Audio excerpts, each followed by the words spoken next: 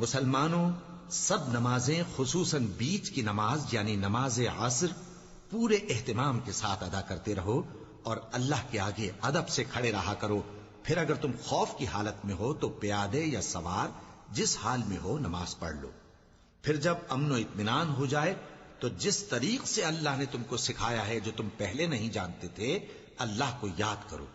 اور جو لوگ تم میں سے مر جائیں اور عورتیں چھوڑ جائیں وہ اپنی عورتوں کے حق میں وصیت کر جائیں کہ ان کو 1 سال تک خرچ دیا جائے اور گھر سے نہ نکالی جائیں. ہاں اگر وہ خود گھر سے چلی جائیں اور اپنے حق میں پسندیدہ کام یعنی نکاح کر لیں تو تم پر کچھ گناہ نہیں. اور اللہ زبردست ہے، حکمت والا ہے. اور مطلقہ عورتوں کو بھی دستور کے مطابق نان و نفقہ دینا چاہیے. پرہیزگاروں پر یہ بھی حق ہے.